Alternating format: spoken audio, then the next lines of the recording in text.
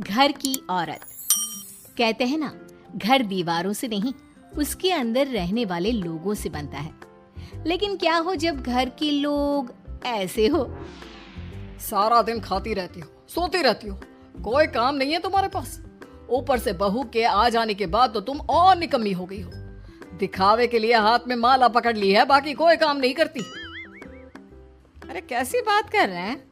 अब तो बहू आ गई है, अब तो मेरी बेइज्जती करना बंद कर दीजिए। जैसे तैसे मेरी तो जिंदगी कट गई, गालियां खा खा कर। अरे उस बेचारी को तो छोड़ दीजिए। तभी बेटे के जोर जोर से चिल्लाने की आवाज आती है। कहा था ना तुमसे रिजाइन कर दो, क्यों नहीं किया? और ये पर्स लटका कर कहाँ निकली? चलो कमरे में, काम करो घर का। बहू बेटे की लड़ाई सुनकर सास ससुर बाहर आ जाते हैं। सामने खड़ी होती है नई नवेली बहू रीमा। देख लीजिए माँ जी, शादी से पहले तो मेरे माँ पापा के सामने कहा था कि शादी के बाद नौकरी करने देंगे, लेकिन अब क्या कह रहे हैं? तो तुम माँ जी को क्यों बोल रही है बहू? तब उसका मन रहा होगा, अब नहीं है। पर पिताजी, उसके मन से मेरा करियर तो नहीं चल सकता ना। ससुर को बहू की बात पर गुस्सा आ जाता है। वो बेटी की तरफ देखता है। पापा से जबान लड़ाती है, रुक। ये बोलकर वो पत्नी को खींचकर कमरे में ले जाता है और बंद कर देता है। ये सब देखकर सास दुखी हो जाती है। पति के जाने के बाद सास बेटी से कहती है, देख बेटा, अब जमाना कुछ और है। तेरे पिता ने घर में औरतों की कद्र नहीं की, लेकिन तू ऐसा ना बन। शहर की समझदार पढ़ी लिखी लड़की से शादी की है तूने, उसका ख्याल रखा कर, तमीज से पेश आया कर। जा, बहू को कमरे से बाहर ले आ। लेकिन बेटा नहीं मानता और बहू कमरे में सारा दिन बंद रहती है। शाम को बेटा बाहर जाता है कि सास चाय और बिस्कुट लेकर बहू के कमरे में जाती है। बहू बेटा ये ले, चाय पी ले। रो रो कर कैसी शक्ल बना ली है बेटा। माँ जी, ये कैसे लोग हैं? आप कैसे मैनेज कर रही हैं? ऐसे थोड़ी ना होता है माँ जी। घर की औरतों को तो पिताजी और ये इंसान समझते ही नहीं। क्या करूं बेटा, मैंने तो जैसे तैसे सह लिया, लेकिन तू ना सहना। दोनों बात कर ही रहे थे कि ससुर आ जाते हैं। अच्छा, तो अब बहू को भड़का रही हो? बहुत दिन हो गए मार खाए, अब क्या बहू के सामने खाओगे? जाओ यहाँ से, और जरूरत नहीं है ज्यादा इस लड़की को सर पर चढ़ाने की, समझी? बहू को ससुर की बात पर गुस्सा आ जाता है, लेकिन वो कुछ नहीं कहती। आए दिन बहू देखती है कि कैसे उसकी सास और उसके साथ उसका ससुर और पति गंदा व्यवहार करते हैं। फिर एक दिन, ये क्या बनाया है?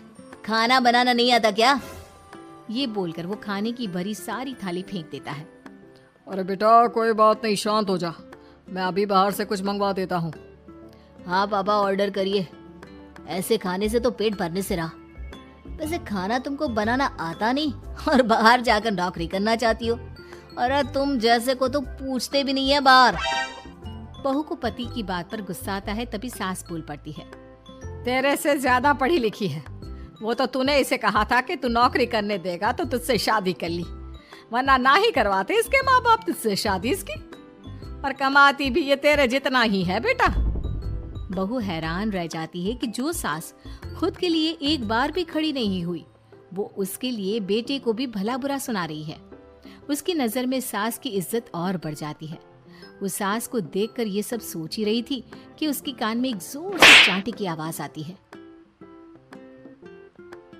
किसको किसको मार पड़ी? वो देख ही रही होती है कि उसकी नजर जमीन पर बैठी सास पर पड़ती है। अभी तो धीरे से मारा, फिर जुबान खोली ना तो ऐसा मारूंगा कि कान के पर्दे फट जाएंगे। सास रो रही थी। बेटा और पति वहां से चले जाते हैं। पिताजी अच्छा किया माँ को जोर का चांटा लगाकर। आगे से जबान खोलने से पहले 4 बार सोचेंगी। बड़ी आई। दोनों हंसते हुए वहां से निकल जाते हैं। बहू सास को उठाती है और पानी देती है। मैंने ये दिन रोज देखे हैं बहू, लेकिन तू नहीं सहना। तू अपना जीवन अपने अनुसार जीना। शादी के वक्त मैंने तेरी माँ से बात करने की कोशिश की थी, उन्हें बताया था, लेकिन वो नहीं मानी। बहू सास को पकड़कर रोने लगती है। वो इसलिए नहीं मानी क्योंकि वो मेरी सगी माँ नहीं है। माँ जी, जिस तरह से आप मेरे लिए खड़ी हुई है ना, मेरी माँ भी नहीं हुई। बेटा मैं तेरा भला चाहती हूँ, तू नौकरी इस घर में रहकर तो नहीं कर पाएगी, एक काम कर, इस घर से चली जा, पैसे कमा और खुश रह। माँ जी, हो सकता है कल तक मैं आपके इस फैसले को मान जाती, लेकिन आज नहीं। माँ जी, आप यहाँ इस नर्क को झेले और मैं आपको छोड़कर चली जाऊं? नहीं, कभी नहीं। अगले रोज, सुनिए, वो क्या है ना, मुझे कुछ कपड़े और गहनों की जरूरत है, तो जरा पैसे दीजिए ना। अब आप घर के मर्द हो तो पैसे तो आपसे ही मांगूंगी ना, बुरा तो नहीं लग रहा ना आपको? नहीं नहीं, बुरा क्यों लगेगा, ये लो कार्ड, कर लेना शॉपिंग। अगले रोज, बिजली का बिल आया है 10,000 का, भर दीजिएगा। इतना बिल कैसे आ गया? बेटा वो क्या है ना, सारा दिन बहू घर में रहती है तो कमरे में एसी और टीवी चलता रहता है। अब कम से कम बाहर जाए तो 4 पैसे कमा कर लाए, लेकिन हम लोगों को थोड़ी ना औरत की कमाई खानी है, वो तो मर्द ही करता है ना। पति पर्स देखता है और फिर हाँ माँ, ठीक बोल रही हो, खैर चलता हूँ, ऑफिस का वक्त हो गया है। पति ऑफिस से पिता को फोन करता है। पापा, घर के खर्चे तो बढ़ते ही जा रहे हैं, ऊपर से महंगाई आप देख रहे हैं। मैं सोच रहा हूँ क्यों ना मीना को नौकरी के लिए हाँ कर दूं, 4 पैसे ही लाएगी ना घर में। वो तो तू ठीक बोल रहा है, लेकिन ये औरत की जात, कल को 4 पैसे कमाने लगे तो यह नहीं कि सर पर चढ़कर नाचे। हाँ पिताजी, बात तो सही है, वो तो आप हैं जो माँ को मुट्ठी में रखा है, वरना मेरी वाली तो। खैर, सोचते इस बारे में। शाम को पूरा परिवार साथ बैठा होता है। वो कल पनीर की सब्जी बनानी है तो थोड़े पैसे देकर जाना। और हाँ, कीर्तन भी रखा है संडे को, उसके लिए सामान की लिस्ट बना दी है, ले आना। पापा को दे दो, वो ले आएंगे। अरे पापा कहाँ से ले आएंगे, मेरे पास नहीं है पैसे वैसे। लो, पैसे ही नहीं है? मेरे पापा की जेब तो हमेशा नोटों से भरी रहती है। बेटा, लक्ष्मी को जो पूजता है ना, उसके पास लक्ष्मी रहती है। जो घर की औरतों को मारे पीटे, वो भला कैसे लक्ष्मी का लाभ ले सकता है? वाह वाह, क्या बात है, तो जबान खुल रही है तुम्हारी।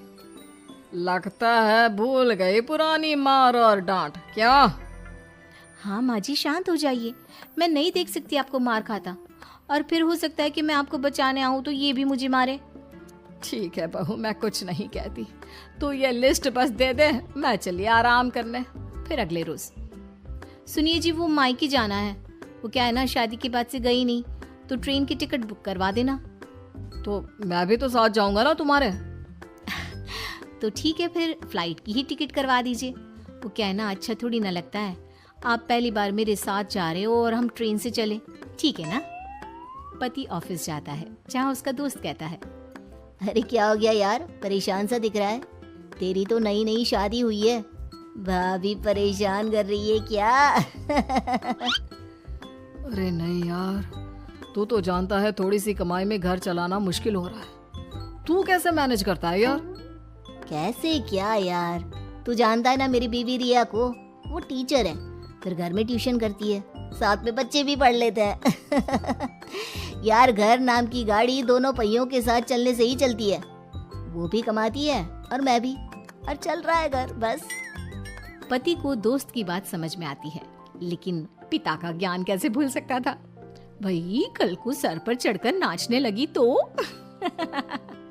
शाम को घर आता है, जहाँ उसकी बुआ और उसका बेटा बैठे होते हैं। अरे आ गया लल्ला, कैसा थका थका सा लग रहा है, सब ठीक है ना? नमस्ते बुआ, कैसे आना हुआ? कैसा है रमेश? भाई को तो भाई की याद ही नहीं आती। अरे नहीं नहीं भैया, याद नहीं आती तो यहाँ कैसे आता, ये लीजिए मेरी शादी का कार्ड, जरूर आना। पति कार्ड खोलता है। डॉक्टर रश्मि, अरे वाह, तेरी होने वाली बीवी डॉक्टर है। और क्या भैया, आपकी बीवी इंजीनियर तो मेरी डॉक्टर। तभी वहाँ सास आ जाती है। अरे जब घर में ही बिठाना है बेचारी को, तो काहे का इंजीनियर है, तो काम वाली ही, घर का काम करती है और आराम। इतनी पढ़ी लिखी लड़की को घर पर क्यों बिठा रखा है? अरे बहू, कहीं झोला छाप डिग्री तो नहीं लेकर आई है? पत्नी की बुराई सुनकर पति को गुस्सा आता है। नहीं बुआ, यूनिवर्सिटी टॉपर है मेरी मीना, और हाँ, बड़ी कंपनी में काम भी करती है। बस शादी के बाद कुछ महीनों की छुट्टी ली थी, अगले हफ्ते से ऑफिस शुरू हो जाएगा। क्यों मीना? तभी ससुर आ जाते हैं हाँ, लेकिन फिर घर का काम कैसे होगा? और पैसे कमाने लगेगी तो सर पर। पिता की बात पूरी नहीं हुई कि बेटा, सर पर चढ़ने का हक है उसका पापा। पत्नी है वो मेरी, यानी मेरे घर की रानी। और रानियां तो सर का ताज होती है। क्यों मीना? मीना पति की बात सुनकर शर्मा जाती है। वाह बेटा, तू सही समय में समझ गया कि औरतों की इज्जत करने वाले घर में शांति और लक्ष्मी का वास होता है।